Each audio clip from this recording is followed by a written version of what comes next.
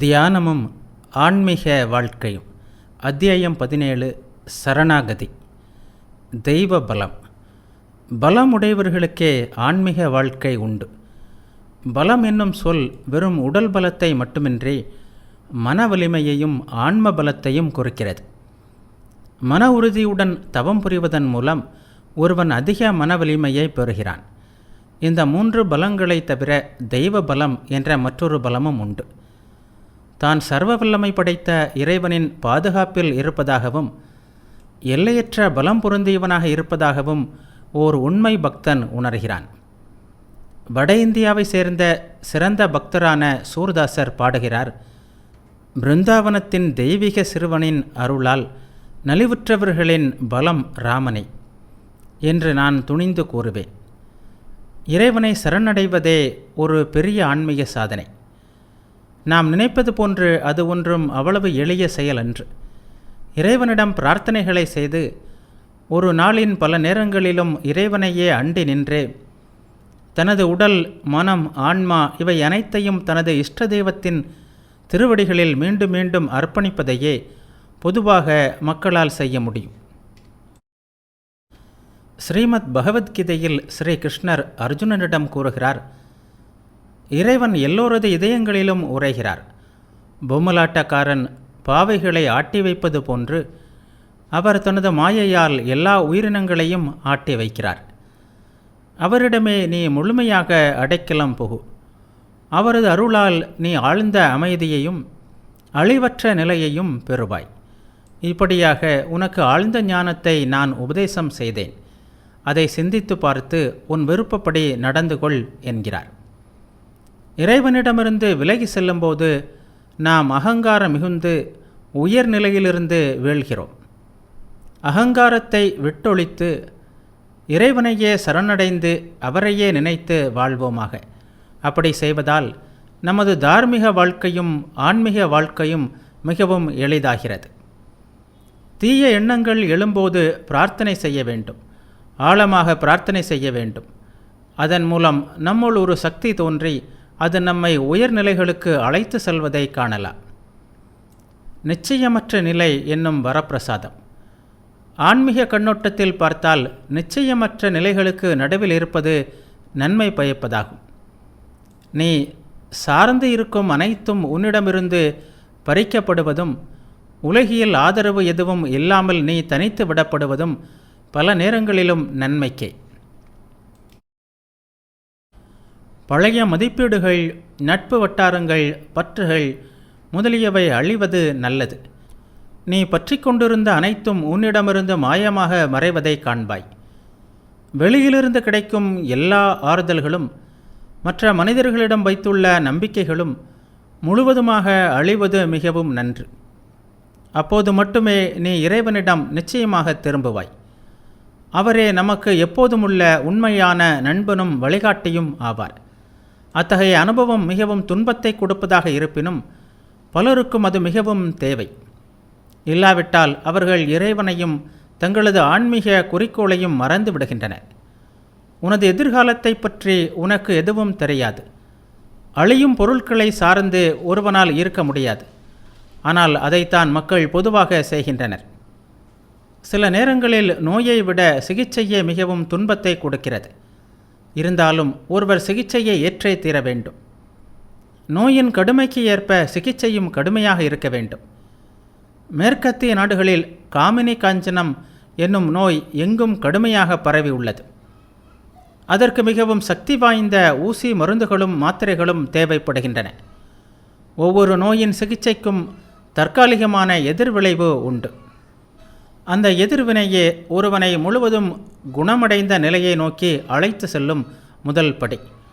பக்தர்களுக்கு துன்பங்களும் சோதனைகளும் வர வேண்டும். அவர்கள் அவற்றை அனுபவிக்க வேண்டும் என்று கடவுளிடம் சில சமயம் நான் வேண்டிக் கொள்வேன். அதனால் அவர்கள் வெளிப்படைவார்கள்.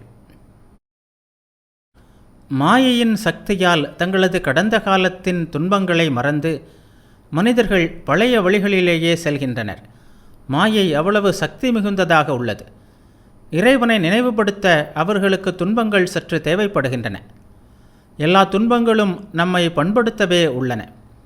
நமது இயல்புணர்ச்சிகள் அனைத்தும் அடக்கப்பட்டு தவமாகிய நெருப்பில் பொசுக்கப்பட வேண்டும். இரும்பு கம்பி வளைந்துவிட்டால் அதை சரி செய்ய சம்மட்டியால் அடிப்பது அவசியம்.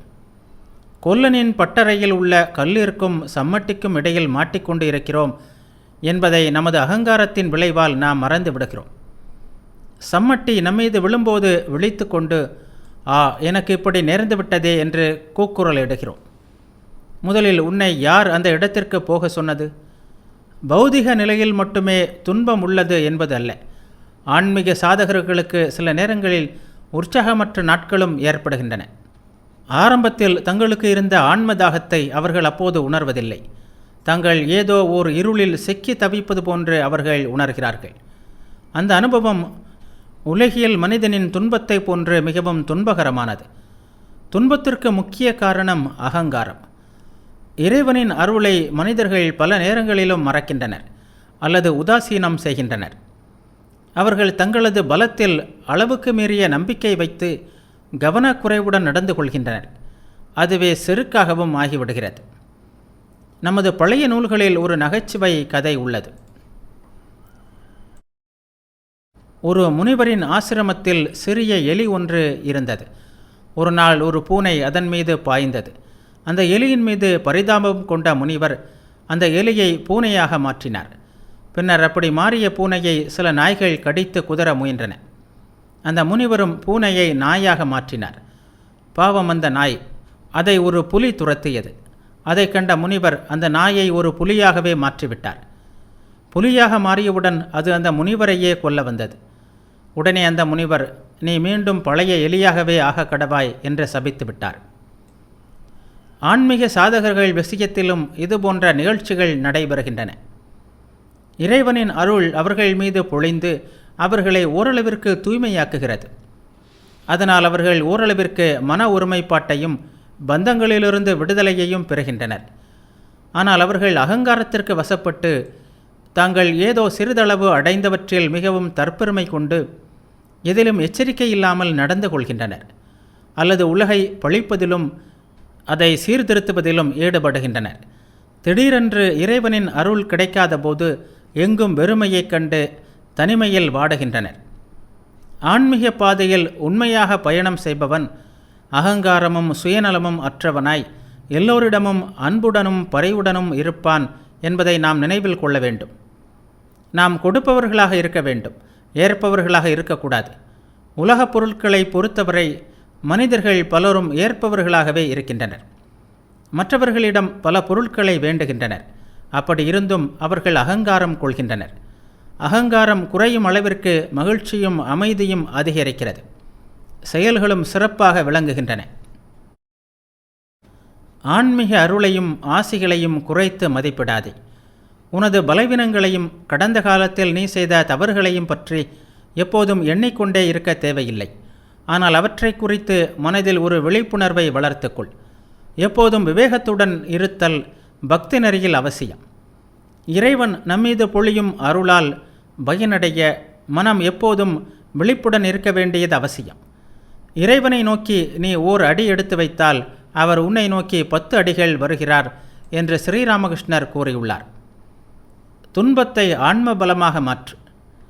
இறைவனின் உண்மையான பக்தர்கள் செல்வத்தையும் உலகியல் லாபங்களையும் வேண்டுவதில்லை. தங்களுக்கு ஏற்படும் துன்பங்கள் நீங்கவும் அவர்கள் பிரார்த்திப்பதில்லை. துன்பங்களை தாங்கிக் கொள்வதற்கு தேவையான சக்தியையே அவர்கள் வேண்டுகிறார்கள். ரவீந்திரநாத் தாகூரின் ஓர் அழகிய பாடலின் பொருள் பின்வருமாறு: இறைவா, உனது கொடியை ஏந்தி செல்ல நீ எனக்கு அருள் புரிந்திருக்கிறாய். அதற்கு தேவையான சக்தியை கொடு. உனது சேவையில் தவிர்க்க முடியாமல் ஏற்படும் பெரிய துன்பங்களையும் தாங்கிக் கொள்ள எனக்கு பக்தியை கொடு. எனது மனதை துன்பத்தில் ஆழ்த்து. உனது திருக்கரங்களால் நீ எனக்கு அளிக்கும் துன்பம் என்னும் வெகுமதி என்னை விட்டு நீங்க வேண்டும் என்றும் நான் விரும்பவில்லை. அத்துடன் நீ எனக்கு உன்னிடம் பக்தியையும் கொடுத்தால் அந்த துன்பமே எனக்கு மணிமகுடமாக திகழும். உன்னை மறக்கும்படி செய்து என்னை நீ கைவிடாமல் இருக்கும் வரை, உலகியலில் என் மனம் சிக்கிக்கொள்ளாத வரை எனக்கு நீ உன் விருப்பப்படி எவ்வளவு வேலைகளை வேண்டுமானாலும் கொடுக்கலாம். என்னை நீ பந்தங்களில் சிக்க வைக்க விரும்பினால் அப்படியே செய்வாய். ஆனால் உனக்காக எனது மனக்கதவை எப்போதும் திறந்து வைப்பாய். நான் உன்னை எந்த சூழ்நிலையிலும் மறக்காமல் இருக்கும்படி செய்வாய். குந்தி தேவி ஸ்ரீ கிருஷ்ணரிடம் செய்த பிரார்த்தனை பின்வருமாறு: உலகம் அனைத்திற்கும் குருவான ஸ்ரீ கிருஷ்ணா, எங்களுக்கு எல்லா திசைகளிலிருந்தும் துன்பங்கள் வரட்டும். அதனால் உனது தரிசனம் எங்களுக்கு கிடைக்கிறது. உனது தரிசனம் சம்சாரத்தில் நாங்கள் மீண்டும் பிறப்பதை அடியுடன் அளிக்கிறது. எப்படியும் நமக்கு துன்பங்கள் ஏற்படவே போகின்றன. எனவே அவற்றை உயர்ந்த ஆன்மீக வாழ்க்கைக்கு பயன்படுத்திக் கொள்வதே சிறந்தது. வாழ்க்கையில் ஏதோ ஒரு விதத்தில் ஏற்படும் துன்பங்களையும் வலிகளையும் தோல்விகளையும் அவமானங்களையும் யாராலும் தவிர்க்க முடியாது. எனவே அவையே உயர்ந்த பொருளை அடைவதற்கு நம்மை தூண்டட்டும். அவற்றை நாம் ஆன்மீக வாழ்க்கையில் படிக்கட்டுகளாக பயன்படுத்திக் கொள்வோம். அதற்காக சிலர் செய்வதைப் போன்று வலிய சென்று துன்பங்களை தேடிக்கொள்ள வேண்டும் என்று பொருள் அல்ல. இன்பத்தையும் துன்பத்தையும் நாடாமல் அவை இரண்டிற்கும் அப்பாற்பட்ட இறைவனையே நாம் நாட வேண்டும். நமது உலகியல் துன்பங்களையும் உடல் துயரங்களையும் இறையருள் நீக்காமல் போகலாம். ஆனால் நமக்கு இறையருள் இருந்தால் வாழ்க்கை என்னும் கொடிய போராட்டத்தை வெற்றிகரமாக கடந்து செல்ல முடியும். அதில் நமது மன அழுக்குகள் எரிந்து அழிகின்றன. அதுவே நமது மன தூய்மையையும் இறைவனையே சார்ந்து வாழும் மனநிலையையும் வளர்க்கிறது. தூய ஞானத்தையும் அசையாத பக்தியையும் துயரங்கள் நமக்கு அளிக்குமானால் அவை போற்றத்தக்கவையே. நமது துன்பங்களை இறையருள் நீக்க வேண்டும் என்ற அவசியமில்லை என்பதை வாழ்க்கையை நான் கற்கும் அளவிற்கு அதிகமாக உணர்கிறேன். ஆனால் இறையருள் பக்தனுக்கு சிறந்த மன அமைதியையும் துயரங்களையும் துன்பங்களையும் தாங்கும் மன வலிமையையும் கொடுத்து அவனை மேன்மேலும் தூயவன் ஆக்குகிறது. மேலும் அது இறைவனை உணர செய்து பெரிய துன்பத்தின் இடையிலும் ஆழ்ந்த மன அமைதியை அளிக்கிறது. உண்மையான அமைதி உறக்கத்தை போன்றதன்று. துன்பங்களுக்கும் துயரங்களுக்கும் இடையிலும் சிறிதும் சலனப்படாமல் இருக்கவும் எங்கும் நிறைந்த பரம்பொருளுடன் தொடர்பு கொள்ளவும் வழிவகை செய்யும் ஓர் அமைதியான நிலை அது. துன்பங்களிலிருந்து ஓடி ஒளியும் மனிதர்கள் தங்களை மேன்மேலும் பலவீனர்களாகவே ஆக்கிக் கொள்கின்றனர். எப்போதும் இன்பத்தையே தேடி சென்று கடமைகளை தவிர்க்கும் மனிதர்களின் ஆன்மீக வளர்ச்சி தடைபடுகிறது. அவர்கள் ஆன்மீகத்தில் முழுமையடைவதில்லை. தனது அருளை பொழிய இறைவன் எப்போதும் தயாராக இருந்தாலும் அந்த அருளை முழுமையாக பயன்படுத்தி கொள்ள அவர்களால் முடிவதில்லை. நம்மீது ஏற்கனவே இறைவன் பொழிந்த அருளை முடிந்தவரை நாம் பயன்படுத்தி கொள்வோம். நேரமின்மை, வசதி வாய்ப்பின்மை ஆகியவற்றை குறை கூறுவதை விட்டு நமக்கு கிடைத்த நேரத்தையும் வசதிகளையும் நன்கு பயன்படுத்தி கொள்வோம்.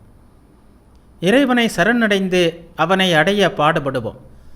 இறைவனையும் நமது ஆன்மீக குறிக்கோளையும் மறக்க செய்கின்ற அழியும் உலகியல் பொருட்களை வேண்டுவதை விட்டு இறைவனின் அருளை மேன்மேலும் பெறவும் இறைவனை மேன்மேலும் நேசிக்கவும் நாம் முயற்சி செய்ய வேண்டும். இறைவனை விரைவில் நாடும் மனநிலையில் நாம் எப்போதும் இருக்க வேண்டும். கர்மங்களும் இறை அருளும். துன்பங்களை அனுபவிப்பதன் மூலமே சில வகை கர்மங்களை தீர்க்க வேண்டும். எனவே துன்பங்கள் வரும்போது அவற்றை குறித்து நாம் சற்று நிம்மதி அடையலாம். நமக்கு ஏற்படும் துன்பங்கள் கர்மங்களின் பாரம் குறைவதை காட்டுகின்றன. அத்துடன் துன்பங்கள் ஏற்படுத்தும் உதவியற்ற நிலையை இறைவனிடம் மேன்மேலும் சரணாகதி அடைவதன் மூலம் ஆன்மீக வழிகளில் பயன்படுத்தி கொள்ளலாம். துன்பங்களிலும் இன்பங்களிலும் வாழ்விலும் மரணத்திலும் இறைவன் நம்முடையவர். அவரே நமது ஆன்மாவின் ஆன்மா, நமது வாழ்க்கையின் உயிர் நாடி. நோய் என்பது இந்த உடலில் வாழ்வதற்கு நாம் செலுத்தும் வரி என்று ஸ்ரீராமகிருஷ்ணர் கூறுகிறார். சில நேரங்களில் வரியை நாம் நீண்ட தவணைகளில் செலுத்த வேண்டியிருக்கும்.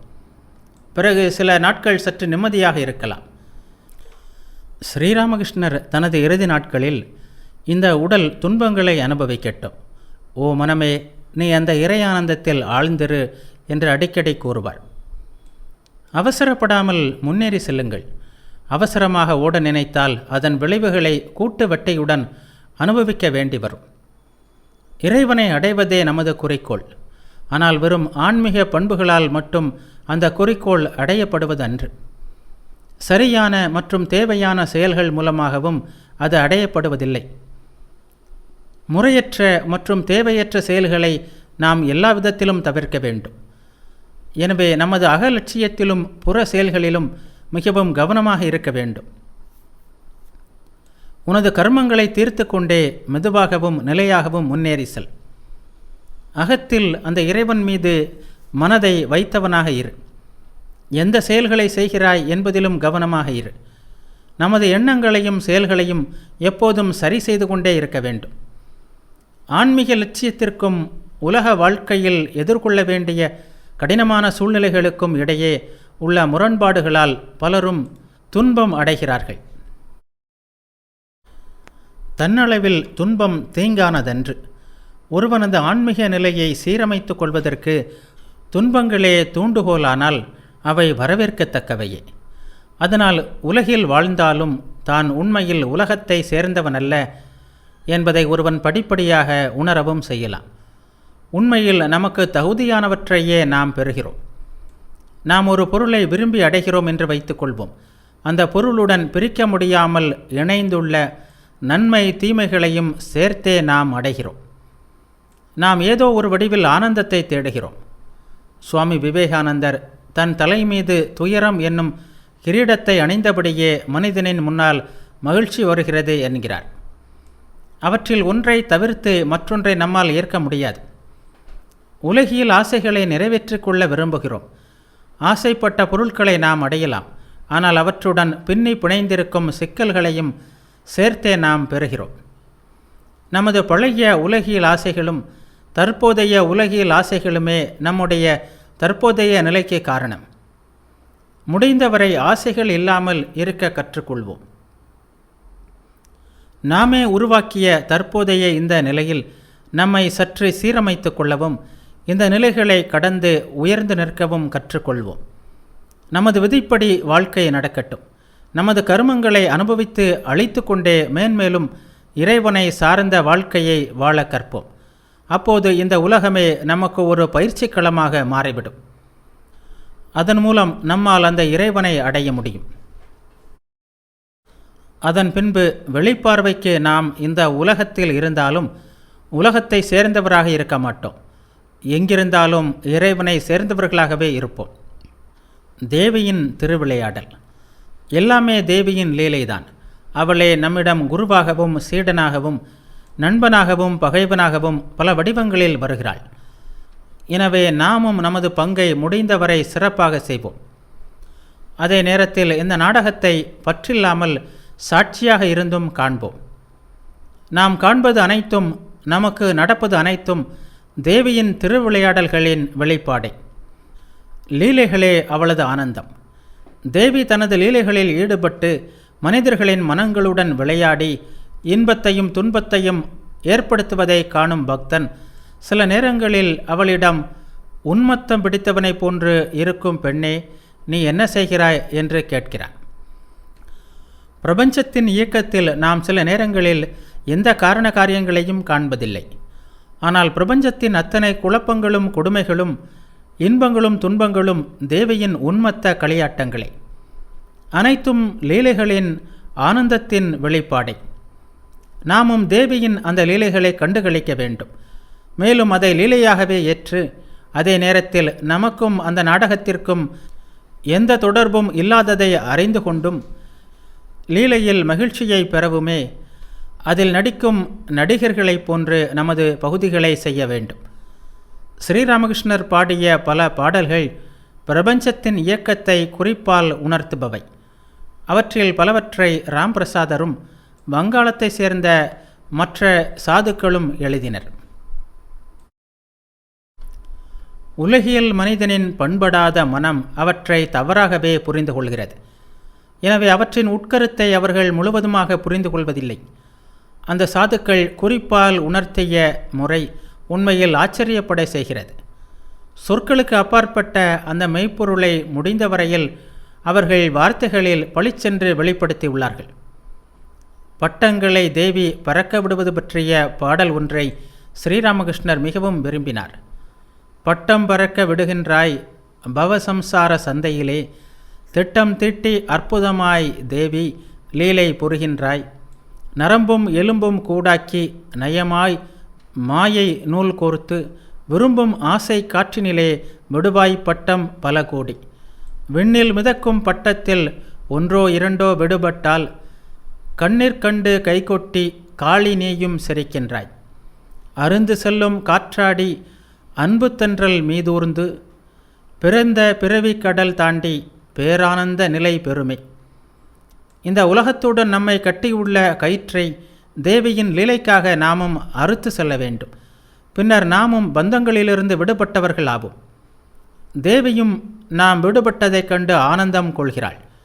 நாம் விடுதலை பெறாவிட்டால் இன்ப துன்பங்கள், வெற்றி தோல்விகள், மனக்கசப்புகள் இவற்றுடன் கூடிய இந்த உலகியல் நாடகம் தேவியின் கோணத்திலிருந்து ஆனந்த களியாட்டமாகவும், நமது கோணத்திலிருந்து தாங்க முடியாத துன்பங்கள் மற்றும் பந்தங்களாகவும் முடிவில்லாமல் நடந்து கொண்டே இருக்கும். உனது அற்ப தன்முனைப்பை முழுமையாக ஒதுக்கிவிட்டு மகிழ்ச்சியுடன் தேவியின் உன்மத்த நடனத்தில் பங்கு கொண்டு நடனமாடு. நமது மனதில் பலவித உணர்ச்சிகள் எழும்போது அவை அனைத்தும் நம்மிடமிருந்தே எழும்புகின்றன. அவை நமது உணர்ச்சிகள், நமது மனத்தை சேர்ந்தவை என்று நாம் எண்ணுகிறோம். என்ன விசித்திரம்! நாம் எப்படி பந்தப்பட்டு கிடக்கிறோம் என்பதை சிறிதும் அறியவில்லை. பிரபஞ்சத்தின் இந்த நாட்டியத்தில் பங்கேற்கும்போது அது வெறும் நாடகம் என்பதையும், நாடகத்தை தவிர வேறெதுவும் இல்லை என்பதையும் நாம் அறிய வேண்டும். நாம் நமது உண்மை வடிவில் அவை எல்லாவற்றிற்கும் சாட்சியாக விளங்குகிறோம். நமக்கும் பிரபஞ்சத்திற்கும் எந்த தொடர்பும் கிடையாது. நமது தனித்தன்மை என்று நாம் கூறுவதும் அந்த இறைவனின் விளைப்பாடே. ஆனால் பிரபஞ்ச நாட்டியத்தை தொடங்கி முன்னின்று நடத்தும் பிரபஞ்ச தத்துவமான தேவியிடமிருந்து நம்மை நாமே பிரித்து கொண்டு துன்பத்தில் ஆழ்த்தி கொள்கிறோம். உருளைக்கிழங்குகளை வேக வைக்கும்போது அவை பாத்திரத்தில் குதிக்கின்றன. நாமும் அந்த உருளைக்கிழங்குகளை போன்றவர்கள்தான். அவற்றிற்கு சிந்திக்க தெரிந்திருந்தால் அவை தங்களது சொந்த இச்சையின் பேரில் குதிப்பதாகவே எண்ணும். ஆட்டி வைக்கப்படுகின்றன என்பதை அவை சிறிதும் உணர்வதில்லை. அந்த உண்மையை முழுமையாக உணர முயற்சிக்க வேண்டும். சரியான பாதையில் முன்னேற அது உனக்கு மிகவும் உதவியாக இருக்கும்.